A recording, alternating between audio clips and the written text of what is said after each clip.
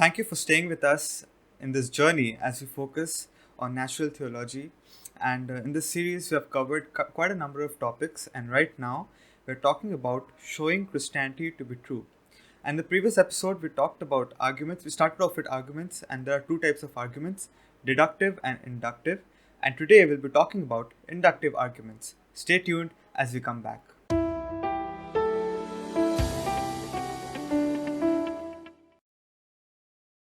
Wow, it's so good to see you, Jacob, back in India. I know most of the audience have seen the background change. So, yes, Yeah, Jacob is back in India. He's looking glowy and shiny. I can see him clean shaved, looking good, bro. yeah. The light is actually pretty close to my face, so that explains the glow on my face. So, Okay. and yeah, it's really the best part of being back in India with all the other things, especially at SAFT, is that whenever we want to communicate, I don't have to stick with WhatsApp audio messages. I can call you up. Being in UAE, some of the audience members may know WhatsApp calls are banned. So, if I have to call Yeah. Ankit, I have to get an international phone call available and then make that happen. But making sure that all of us are here in India, all the core team members, it makes the whole point of communication and collaboration much more easier. Especially since we have Yeah. our Areopagus 2022 coming up. So we are so excited for that. We have some amazing news in store, but in due time, as we hopefully and prayerfully Yes. work towards it. Yeah, so uh, like those of you who were a part of the Areopagus 2021, you all know how good it was, right? It was a big success, and we are really looking forward to Areopagus 2022. And we'll be dropping some updates pretty soon, so you should follow us on our social media pages on Instagram, Facebook, so that you'll stay updated and you won't Yeah. miss out on anything. So let's just straight off dive into the topic of today. Before that, I'll just like to give a short recap of what we did in the previous episode. In the previous episode, we talked about deductive arguments, right? So there we talked that what are deductive arguments? They are basically there are premises, and each premise is true, and that leads to the argument. So let me give you one example. For example, I carry an umbrella when it's raining. Okay, that's the premise one. Premise two, it is raining today. Okay, and premise three, it is a conclusion which states that since it's raining today, I will be carrying an umbrella when I go out. So those are our deductive Whoa, arguments. Ankit bro, it's a good idea that you Yes. mentioned it, because what you actually showed was an invalid argument. Okay, now it's interesting that you brought that up. Again, this Okay. is spontaneous. It's a good idea because you are new to exploring the whole argument in the way that I've explained. So what you thought was something what I thought when I first learned about deductive arguments. So we are all in the same camp. Okay. Okay. So what we have here is a logical fallacy called uh, uh, affirming the antecedent. Okay, and here's what it means. No, it's called affirming the consequent. I think it's one of these two. So what normally happens there is that we say if A then B. Okay, makes sense. If A then B, and then we say B therefore A. So the issue is that, like I said, that is a flawed argument because you are affirming the that which is supposed to follow up. So the first statement is if A then B. So basically that first premise is saying that Okay. if A is the case then B will happen. Now when we go and say B is the case, we have actually affirmed it, that which we were trying to prove. The whole argument started off by looking as I'm going to show that A is the case, and therefore I'm going to show you that B is also the case. But by showing that the second thing happened, Okay. it's actually mess. So here's a good example. If I say that if I am late, then my alarm didn't go off, or this other way, better way. If my alarm doesn't go on, like if my alarm doesn't ring, I will be late. And premise 2, I am late. And therefore I try to say, therefore my alarm didn't go off. Now, on Okay. the Okay. surface of it, we might say, yeah, that makes sense. I mean, it does make sense. But here's an issue. something else could be the cause of me being late. It could be a traffic jam. It could be that I had an upset stomach. So while it looks easier Right. to say, if my alarm doesn't ring, I will be late. I am late, therefore my alarm didn't ring. It could be the fact that my alarm was normal, but something else was the cause of me being late. Something else led to me being late. So, like I said, since you got mixed it up with, and it's a good idea that this casually happened and this is happening on record. This is something that I also Yeah. took time to understand because on top of it makes sense. If you're late, then that means your alarm didn't go off. So on the top of it, it looks sensible, but this actually commits a logical fallacy. So what we want to do is to say is, if my alarm doesn't go off, I will be late. My alarm didn't go off, therefore I am late. Because that is what premise one is trying to say. It's trying to say, if this has happened, then this will follow, or then this is the case. So we need to try and stick with that pattern itself, because that is what we are presenting. Or what you could do is you could simply reverse it. You could say, if I am late, then my alarm didn't go off. I am late, therefore my alarm didn't go off. And in that way, Okay. your argument stays within the laws of logic. So in that case, it's valid. So with your example also, you could Yeah. say like, you know, if it rains, I'll take my umbrella with me. It is raining, therefore I have taken my umbrella with me. That would be a valid form of a deductive argument. And the point to be taken Right. here is that this is a learning curve. You don't instantly become the master of deductive arguments. You made that mistake. I also made that mistake. Most of the audience members may think that makes sense, but it actually doesn't. So it's something for us to learn together, and that's the whole point of the series. Yeah. Yeah. Right. Thank you for that correction. So I think now it's pretty clear, right? And thank you for that clarification as well. So as Jacob mentioned, we all are learning together. So there's nothing like there's always room for learning. So thank you for helping us out, Jacob. And Yeah, I think and I with want to that correct that we have been the fallacy's name is affirming the consequent, not the antecedent. That's the other way around. That's a proper way. Affirming the okay. Okay. consequence is that Right. this is the consequence, and you're trying to affirm it first instead of the other one. You don't have to remember the fallacy name. I Right. mean, unless and until you're talking to someone who is interested about logical fallacies and naming them. Uh, but as long as you understand that what is the issue at here, you're good. So I just want to correct that. It's a fallacy called affirming the consequent. That's what we both committed. Right. So I think we can. I think that was uh, a good recap to what we did in the Yeah. previous episode, and I hope that those of you who haven't heard the previous episode, you will go back and tune into that as well. Now, moving ahead, today we'll be talking about the other types of arguments, and they are known as the inductive arguments. So let's just dive into it and start talking about it. Yeah. Yeah, so we looked at deductive arguments, and I mentioned that in the last episode that deductive arguments have the specific structure. So you go like premise one, and then premise two, and then you go to a conclusion. So, like Ankit mentioned, if both the premises are true, and as we saw in that example, in that example, it was not a question of whether I am late or whether the alarm didn't go off. It was not a question of whether it was raining or whether you have the umbrella with you. The question there was, is the connection between those premises, is the structure of that argument valid? Is there any logical fallacies in there? So with deductive arguments, that's the question that we ask. We have two premise or three premise or five premise and so on and so forth, different statements in that argument. And we ask, are they true? Is the logic valid? Are they connected well? And we looked at some of the errors that people normally make. And we also saw one error that we all normally make when it comes to deductive arguments. So that is what something that stands out with deductive arguments. You have a proper structure that is airtight and leads you to a conclusion. Now, with inductive arguments, you are inferring the conclusion, so to speak. So, what is happening here is that, let's say you have something to explain, all right?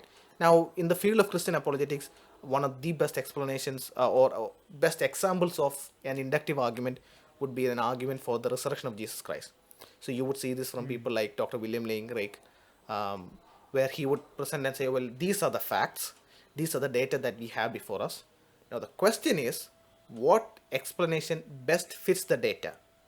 So it is not a straightforward way of saying if this, then this, therefore this. No, it's not a pretty straightforward way. It's inferring to the best explanation. So there may not be that specific structure that you would see with a deductive argument. Now there are so many scopes of difference here with deductive and inductive arguments. Now I'll try and walk you through, and Ankit, you can chip in if I don't make any sense there. Yeah. I mean, no, we are recording it late at night, so there could be a pretty much possibility that I may not make sense halfway through. Yeah. If So you you can can see, it's interject. 12 p.m. in the Yeah, night. yeah, it's 12 a.m. At night. Yeah. Right. Um, so yeah. So Before with starting off, Jacob, yeah. just to make sure that we all are on the right place. So I would like to just uh, give an example, and you just correct me if it's right. Okay. Yeah, sure. So there's Wait, do I a correct okay, you if for it is right, or example, do I correct you if it is wrong? what's the difference? Well, if it's right, why would I You correct correct you? me. I mean, yeah, exactly. So if I'm, It's my bad. midnight, bro. So It's affecting all of us. yeah. So there's a dog downstairs. Okay, right at the entrance of my apartment. Okay, whenever I walk past that dog, it doesn't bite me. Okay, so today when I walk past the dog, it won't bite me. Is this an example of an inductive argument? Um, well, it touches on the point of inferring. So we would normally would do this in our life where we would say, well, this is the past data that I have with me, and therefore I would infer to the conclusion that this is supposed to follow. Now, as you said, in the way you presented it also, it doesn't have a particular structure to it as a deductive argument may have, Yeah. but we can actually give a structure to it. Like we can specify what exactly we're talking about, break it down in premises, and give a structure to it. But with inductive arguments, it's a bit more nuanced. So let me point out the example. So I said initially, in inductive arguments, we're trying to see what theory or explanation best fits the data before us. Now that data could be anything, but we are talking about here in a Christian apologetics, a philosophical sense of argument, not the sort of Right. social science or natural science sort of inductive deductive argument. There could be a different way. I'm not an expert in that. um, I'm learning about deductive way of approaching research and inductive way of approaching research, but it is focused along how you approach theory and model in economics. It's not along the way we are talking about right now. So it's a heads up. Don't think that deductive and inductive is taken in the same sense across all disciplines. So here's an example of an inductive argument. Let's say you're taking 10 patients for a survey, and the first person under consideration, the first participant, smokes 1 cigarette a day. The second person smokes 2 cigarettes a day. Third person smokes 3 cigarettes a day, and on and on and on. The 10th person smokes 10 cigarettes a day. So this is how they go on. And at the end of the year, you look at their health condition. So they are in the same age, they don't have other diseases, they're not obese, they don't undergo any iron deficiency. So in terms of physical build, age, they are somewhat similar. They also have equal health conditions, and then you started this trial. So at the end of the year, you look at that and you see that the first person is much better off than the 10th person. And the 9th person is better off than the 10th person. The 8th person is better off than the 9th person. And the first person is better off than the second person. And so you sort of see the spectrum where the first person is far better off than the person at the very right. And here we would ask, okay, well, what best explains the data? Now here, if even though we don't have a deductive argument sort of presentation, we can say that the fact that smoking is injurious to health seems to best explain the data. And so we have the data. We are seeing this trend among people who smoke, and you can add in maybe 11% who doesn't smoke. And we see that they all have the same diet, same build, same age. And you see that the situation deteriorates, their health deteriorates as you move from the person who smokes 1 cigarette a day to the person who smokes 10 cigarettes a day. So now you can look at here and say, well, the explanation that smoking is injurious to health best explains the data. Now, someone will come along and say, no, I think the explanation that some alien species manipulated our research best explains the data. Now, here the data is pretty straightforward. There's one piece of data, so obviously we'll know that, Yeah. that's pretty ridiculous to claim. But someone else can come and post it and say, no, I think some other explanation or some other theory best explains the data before us. Or someone could come and say, well, you didn't actually take into consideration some sort of hereditary diseases that they may have that could have come into play into the data here. And they might come along and say, well, it's not really smoking, it's some sort of hereditary diseases that they have that actually cause the Right. 10% to have more.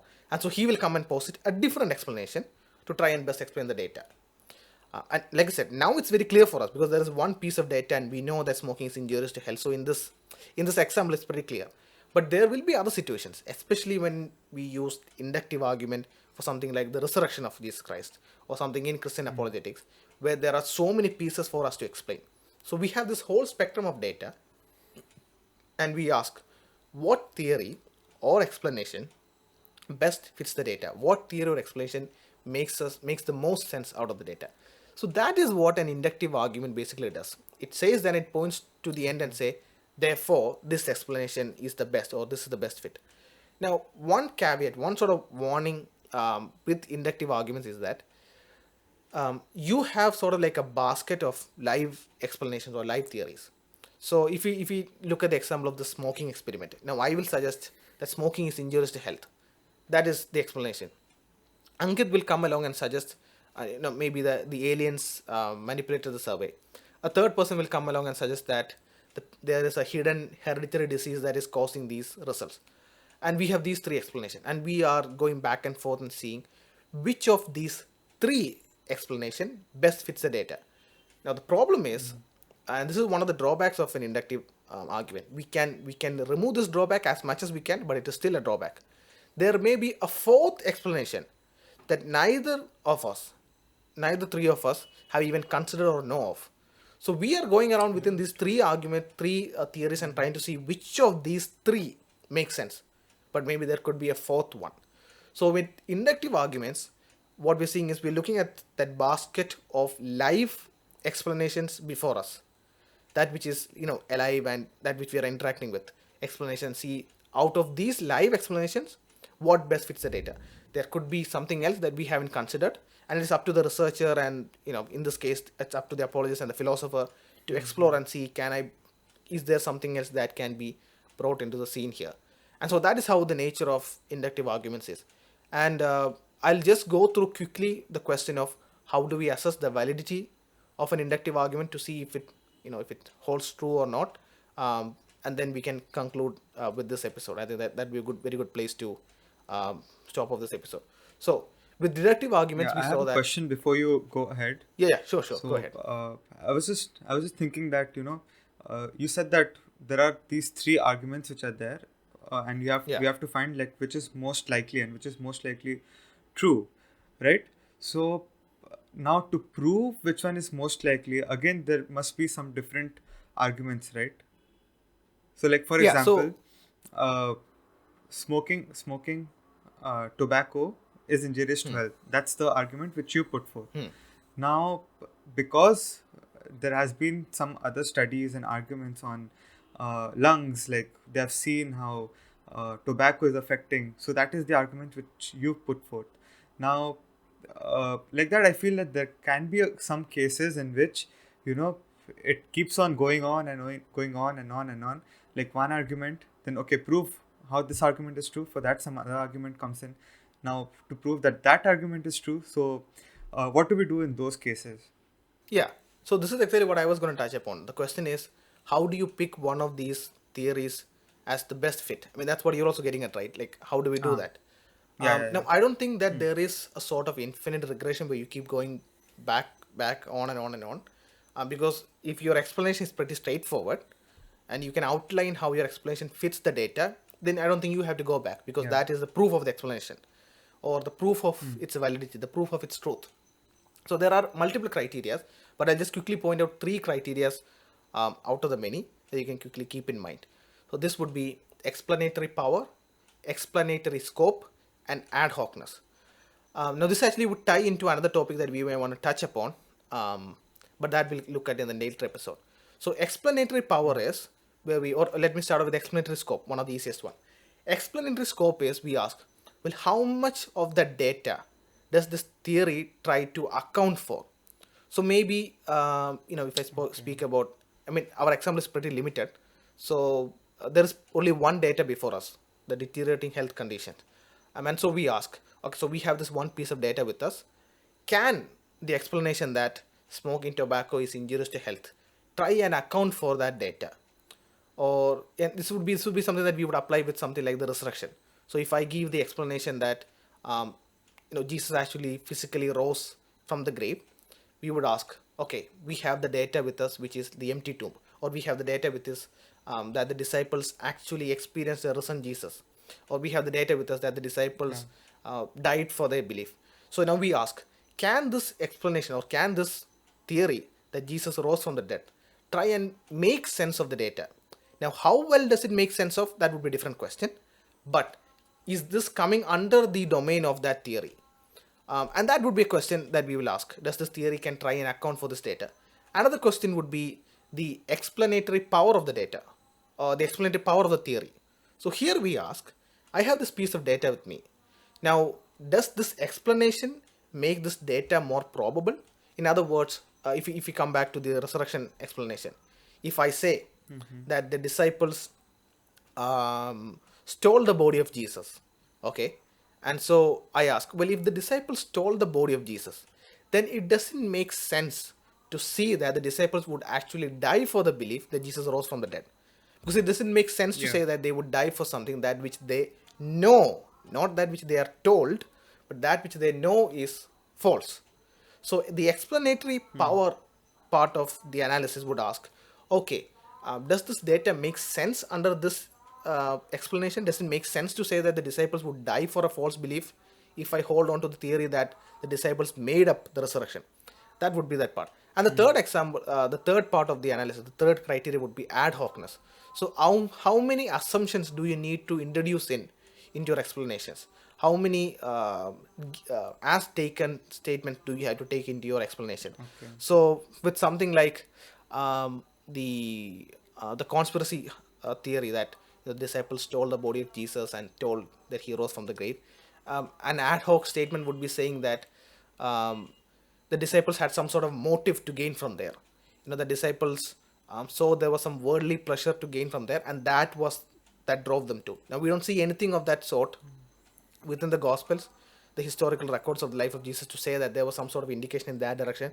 Or we could point out and say, well, it doesn't, it's sort of ad hoc to pose it that way. Now, when it comes to the resurrection hypothesis, the only ad hocness that has been pointed out would be the statement God exists. So it is an assumption or something that is external into the theory that we are holding in place and say, okay, we are going to take this as given, and then we are going to try and consider the theory. We're going to assume that this is the case. So we may assume that the disciples had some sort of motive. It's not given. We assume that, okay, if the disciples had some motive, now let's try and work through the theory. Does that make sense? So that is how we would Right. ask the ad hocness. And so with the resurrection, we would ask, well, if we can assume that maybe God exists, can we try and work through the theory? So that would be the ad hocness element. Now, obviously, as I mentioned this, our atheist and agnostic friends would be raising the eyebrows and saying, well, that's too much of an ad hocness. But that is up to debate, and that is something to be explored in depth. And we went over the time a Yeah. bit more. But these would be the three of the many criteria that we would deploy to see if that particular explanation best explains the data before us. And I think that's a pretty good place for us to stop this episode, because we've gone a bit over time. Right. Right. And if it still doesn't make sense to you, don't worry, because now as we're following this series, so in the future we'll be talking about many arguments, and each of the arguments fall either under deductive or inductive. So that's when it will be more clear to you, and you'll be able to understand in a better way. So as Jacob mentioned, we have gone a bit ahead of time. So it's time to stop this episode, and we'll see you in the next one. Till then, I just want to encourage you all once again to follow us on our social media to stay updated, and use SpeakPipe to send in your questions so that we can address them in the upcoming episodes. Thank you, and yeah, that's it from our side. See you in the next one. Take care and stay safe.